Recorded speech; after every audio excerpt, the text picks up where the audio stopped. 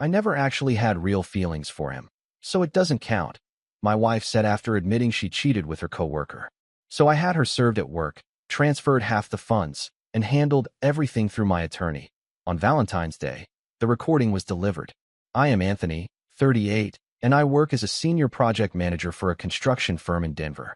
My days are structured because they have to be. I am out the door a little after 6, and unless a site is behind schedule, I am home by 5. I like predictability. It keeps things clean. My wife is Ashley, 36. We have been married 9 years, together 11. We own a townhouse on the south side, and we run the mortgage and bills through a joint account. No kids. 2 dogs. From the outside, it looks stable. Ashley works in medical device sales. Her schedule is flexible, but heavy on client dinners, travel, and networking events. She earns well, and in strong quarters, she earns more than I do. That fact comes up more often than it needs to when we argue. She has a sharp personality. If dinner is late, it becomes a lecture about my time management. If I forget something small, it turns into a bigger conversation about how she carries everything and I coast. I am not claiming I am easy either. I can be blunt. I do not entertain circular arguments. But I deal with problems directly. About 3 months ago, Ashley started mentioning a coworker frequently. Kevin, early 40s, recently divorced. At first, she framed him as incompetent. She said he leaned on her too much and did not understand their product line. Then the tone shifted in a way that was subtle but obvious if you were paying attention. He became ambitious. Then he was funny. Then he was going through a difficult transition and deserved patience. I asked one evening, directly and calmly, if there was anything going on that I should know about. Ashley laughed like I had embarrassed myself and said I was insecure. She told me to focus on my own career instead of trying to monitor hers. The delivery was not defensive. It was dismissive, like the question itself was beneath her. About 6 weeks ago, she came home late from a regional training that was supposed to end mid-afternoon. She walked in close to 10, irritated that I was still up. She said they had stayed to debrief and that I would not understand how intense her job could be. I did not argue that night. The next morning, I checked the event schedule she had left on the counter. That was when the timeline stopped adding up. The training Ashley attended was hosted at a hotel conference center about 20 minutes from our place. I am not obsessive, but I am organized. When something feels off, I verify. The printed agenda on the counter clearly showed the final session ending at 4:15 in the afternoon. There was a closing networking block until 5. That was it. She had texted me at 4:40 saying they were wrapping up. Then nothing until 9:12 when she said she was on her way home. I did not confront her immediately. I checked her company's public event page to confirm the schedule. Same end time. I also looked at the hotel bar hours out of curiosity. It stayed open late. That evening, I asked how the debrief went. She shrugged and said it was boring, mostly internal sales metrics. I asked who stayed. She hesitated half a second before saying most of the team. I asked if Kevin was there. She said obviously, he works there. Her tone shifted when I kept asking small, factual questions. Not accusatory, just specifics. Who organized the debrief? Which manager led it? Where in the hotel it took place? She told me I was interrogating her and that it was exhausting to be married to someone who needed proof of everything. I dropped it for the moment. Not because I believed her, but because escalation without information is useless. 2 days later, I noticed her phone lighting up repeatedly on the kitchen counter while she was in the shower. I do not normally touch her phone. I have never needed to. But the name Kevin popped up 3 times in a row. No group chat indicator. Just his name. When she came out, I asked why Kevin was texting her at 10 at night on a Sunday. She did not even pretend it was work.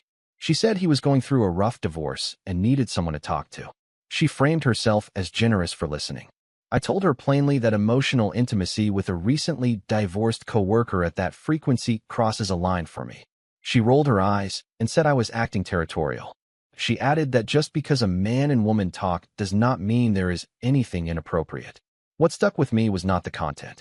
It was the lack of concern for how it looked. No reassurance. No adjustment. Just irritation that I had noticed. That was when I decided I needed clarity instead of arguments. Clarity, for me, means evidence. Not guesses. Not tone analysis. Something concrete. I did not hire a private investigator or install anything illegal. I am not interested in theatrics that would blow back legally. What I did instead was simple. I paid attention and I verified what I reasonably could. Ashley's travel schedule is shared on the kitchen whiteboard because of the dogs. The following week, she had a client dinner across town. She said it would wrap around 8. At 7:15, I texted her asking if she wanted me to keep leftovers warm. No response. At 9:40, she replied that they were closing out the restaurant. The restaurant she named closes at 9 on weekdays. When she got home, I asked how they stayed past closing. She immediately got defensive and said they must have extended hours. I pulled up the hours on my phone and turned the screen toward her. She did not look at it. She said I was being dramatic and that restaurants do not kick out high-spending tables. Possible. But her receipt, which she left in her blazer pocket the next morning, showed a single entree and 2 drinks charged at 8:12. No multiple team meals. No large group tab. Just one person's bill. That was the first time I felt the shift internally. Not anger. Not even hurt. Just a quiet recalibration. 3 nights later, she fell asleep on the couch with her phone in her hand. Kevin's name was on the screen. I did not scroll for sport. I opened the thread and went to the most recent messages. They were not subtle. Inside jokes. References to staying over. A line from her that said it felt good to be wanted without being criticized. That part was clearly about me. I took photos of the thread with my own phone. I did not wake her up. I did not confront her at midnight. I am not interested in shouting matches that go nowhere. The next morning, I called a divorce attorney during my lunch break. The attorney I spoke to did not push me in either direction. She asked practical questions. How long we had been married. Whether we had children. How our accounts were structured. Whose name was on the house. I appreciated the neutrality. The townhouse is in both our names. The mortgage is joint. Most of our liquid cash sits in a shared checking and savings account. But I also maintain a separate account that my bonus checks go into before I move portions over. Ashley has her own separate account, as well for commissions. The attorney explained that Colorado is an equitable distribution state. Not automatically 50-50, but close in long-term marriages without kids. She advised me not to move money impulsively and not to confront until I was clear on what I wanted. Documentation mattered. Timing mattered. Ashley's behavior escalated in small ways. She guarded her phone more carefully. She took calls in the garage. She accused me of being cold and distant, which was accurate because I was observing instead of engaging. When I declined sex one night because I genuinely did not feel comfortable, she told me I was insecure and punishing her for having a social life. A week later, she came home unusually upbeat, almost giddy. She poured herself wine and said she deserved a break from being judged all the time. I asked her directly if she was sleeping with Kevin. She did not deny it immediately. That pause told me everything. Then she said yes, but not in a remorseful way. She said it like she was admitting to ordering dessert. Casual. Controlled. I asked how long. She said a few weeks. I asked where. She said his apartment mostly, sometimes hotels when they were out of town for work. I remember staying calm. Not because I am above emotion, but because anger would have given her something to react against. Instead, I asked why. That was when she said the line that changed everything. She told me she never actually had real feelings for him, so it did not count. When Ashley said it did not count because she never had real feelings for him, something in me separated cleanly. I did not raise my voice. I did not argue semantics. I asked her to explain what that meant in practical terms. She said Kevin was convenient, that he made her feel desired, that it was physical and uncomplicated. She said it was not like she was in love, so I was overreacting by treating it like a betrayal of the marriage. I told her that for me, physical betrayal without emotional attachment was not better. It was worse. It meant she was willing to risk our marriage for something she did not even value. She laughed. Not nervous laughter. Dismissive. She said I was being dramatic and that adults separate sex from feelings all the time. She added that if I had been more attentive, she would not have needed an outlet. That was the point where I stopped viewing this as reparable. I told her calmly that I would be speaking with my attorney again and that we would be separating. She rolled her eyes and said I was not going anywhere. The house was in both our names. She said I would cool off and realize I did not want to split assets over something that did not even matter. I clarified that I was not leaving the house, and I was not making emotional threats. I was making logistical decisions. That night, I moved into the guest room. The next morning, before work, I transferred half of the joint checking and savings into my separate account. Not more than half. Exactly half. I documented the balances before and after. When she noticed the transfers around noon, she called me repeatedly. I let it go to voicemail while I was in a meeting. Her messages were not remorseful. They were angry. She said I was stealing. She said I was trying to control her financially. I returned her call once I was free and told her the funds were marital assets, and that half was mine. I said any further adjustments would be handled through attorneys. There was a long silence on the line. Then she said I was overreacting to something meaningless. That was the moment we diverged. She kept framing it as a minor lapse. I treated it as the end of a contract. I met with my attorney in person 2 days later. I brought the photos of the messages and a written timeline of when I had first noticed inconsistencies. Not because Colorado requires fault for divorce, but because leverage matters in negotiation. Ashley works in a reputation-driven industry. If her employer became aware of an affair with a coworker, especially one she had influence over, that could complicate her position. I was not interested in revenge. I was interested in clean separation. We drafted the petition and a proposed temporary financial agreement. I asked specifically about serving her at home versus at work. The attorney said both were legal. Serving at work can escalate tension, but it ensures receipt and avoids accusations of evasion. I chose work. Ashley continued acting as if I would back down. She told me she had ended things with Kevin because I was being irrational and she did not want drama. I did not respond emotionally. I asked whether she had told Kevin that she had misrepresented our marriage to him. She said that was none of my business. That told me it was still active. I scheduled service for the following week. I also closed our joint credit card and opened one solely in my name. All standard, all documented. The final piece was the recording. After her admission, I had asked her again, calmly, to explain why she thought it did not count. I recorded that conversation on my phone. Colorado is a one-party consent state.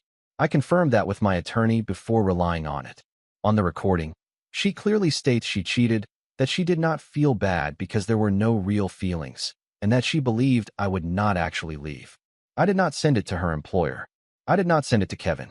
I saved it. Service was scheduled for Valentine's Day, not for symbolism. It was simply the earliest date the process server had availability that week. The morning of, I transferred the remaining automatic bill payments into my individual account and removed her as an authorized user. At 10:17 a.m., she was handed the papers at her office reception desk. At 10:19, my phone started ringing. I did not answer the first 3 calls. I was on site reviewing a framing inspection, and I am not the type to mix personal conflict with subcontractors waiting on direction. When I finally checked my phone, there were multiple voicemails and a stream of texts. The tone shifted from anger to urgency within minutes. The first message accused me of humiliating her. She said serving her at work was petty and vindictive. The next said we needed to talk immediately because I was spiraling. Then the messages turned strategic. She said we could handle this privately. That lawyers would only drain money. That adults fix things without involving the court. Not once did she mention regret for cheating. I stepped into my truck and listened to one voicemail fully. She was not crying. She was irritated. She said Kevin had been in the office when she was served, and now people were going to talk. She said I had embarrassed her professionally. That was the moment I decided I was done engaging directly. I sent one text. I told her all further communication would go through attorneys. I told her not to contact me about anything except logistics related to the house, and that even those should be emailed for documentation. Then I blocked her number. I also blocked her on social media and muted her email so it would filter into a folder my attorney had access to. I was not trying to punish her. I was cutting off emotional leverage. Within 20 minutes, she tried calling from a private number. I declined it. Then a message came through from an unknown number asking if I was really going to throw away 9 years over something that did not even matter. I blocked that number too. If she wanted to discuss assets, housing, or next steps, she had formal channels. I was not interested in real-time arguments that reframed cheating as a misunderstanding. Around 4 p.m., my attorney confirmed Ashley had accepted service and that temporary financial protections were in place. That meant no unusual withdrawals, no asset hiding, no sudden debt accumulation without consequences. That evening, I packed a small bag and stayed with a colleague for a few nights. Not because I was forced out, but because distance reduces volatility. Ashley sent an email that night through her personal account. The subject line said we need to fix this. I did not respond. There was nothing to fix. Ashley did not respect the block immediately. The next morning, I received a call from her sister. We are not close, so I let it go to voicemail. The message was short. She said Ashley was devastated and that I was acting extreme. That word stood out to me. Extreme. I did not return the call.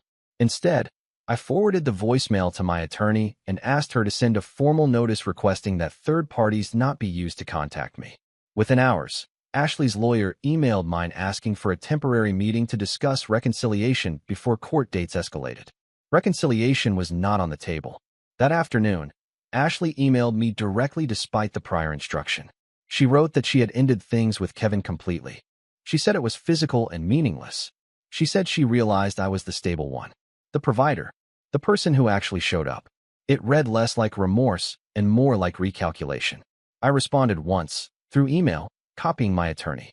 I stated that her admission of infidelity was documented. I stated that I would not pursue workplace disclosure as long as the divorce proceeded without obstruction.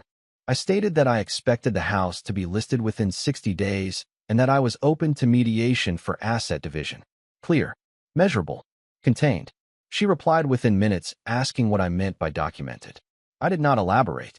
On Valentine's Day evening, a courier delivered a small envelope to our townhouse addressed to her. Inside was a flash drive. My attorney had approved the move because it was legally obtained and relevant if disputes arose about fault or credibility. It contained the audio file of her explaining that it did not count because she had no real feelings and that she assumed I would not leave. I was not there when it arrived. I had already moved most of my personal documents to a safe deposit box and stayed with my colleague again. Around 8 p.m., I received an email from her attorney requesting confirmation that I would not distribute any recordings publicly. That told me she had listened.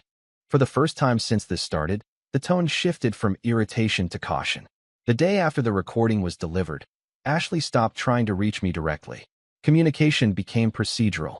Her attorney proposed mediation dates. Mine responded with availability.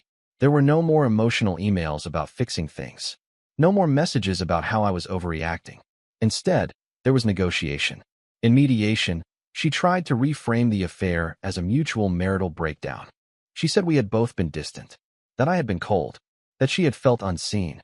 I did not argue feelings. I stayed with facts. She admitted under discussion that the relationship with Kevin had been physical for several weeks. She admitted she had concealed it intentionally. Her attorney steered her away from minimizing language after that. We agreed to list the townhouse. The market in Denver was still competitive, and we both stood to walk away with equity. We split the proceeds evenly after paying off the mortgage and fees. Retirement accounts were divided through standard orders. No dramatic courtroom scene. No public exposure. At one point during a break, she asked quietly if I was really willing to end everything without one more private conversation. I told her we already had the conversation. She told me it did not count because she was not taking it seriously then. I said that was the problem. Kevin never contacted me. Whether that was by choice or legal advice, I do not know. Ashley changed teams at work within a month. I heard that through mutual acquaintances, not from her. By the time the final paperwork was signed, the emotional temperature had flattened. What remained was logistics and signatures. The last time I saw her in person was at the title company when we closed on the house sale. We signed documents across from each other. No raised voices. No apologies. Just the quiet reality of consequences. When we walked out, she said she never thought I would actually leave over something that meant nothing. I told her that was exactly why I did. Then I got in my truck and drove away. It has been 8 months since the divorce finalized. I rented a smaller place closer to my job sites. Less commute. Fewer shared memories attached to walls. The dog stayed with me. Ashley travels often, and practically it made more sense. That was one of the few decisions we agreed on without friction. People have asked if I regret how firmly I moved. If I think there was room to salvage it. The honest answer is no. It was not the sex. It was not even Kevin specifically. It was the framework she used to justify it. When she said it did not count because she did not have real feelings, she revealed how she measures commitment. Value is attached to emotion, not agreement. If something feels small to her, then the damage to someone else is irrelevant. I cannot build a stable life with that logic. I have replayed the moment she paused before admitting it. Not with anger. With clarity. That was the fork in the road. I asked a direct question. She chose a dismissive answer. Everything after that was just paperwork catching up to reality. Financially, I landed fine. The equity from the house and my separate savings covered the transition easily. Professionally, nothing shifted. My work stayed steady because I never let the situation bleed into it. I do not hate her. That surprises people. I just do not trust her. We have had zero contact since the final decree. No late-night check-ins. No accidental run-ins. Denver is big enough for that. I blocked her everywhere and left it that way. Last week, a mutual acquaintance mentioned she is still at the same company. Different team. Kevin apparently transferred offices. I did not ask for details. What I learned is simple. If someone tells you that betrayal does not count because it lacked feelings, believe the part where they minimize harm. That is the operating system. When she said it did not count, she was right in one way. It did not count to her. It counted to me.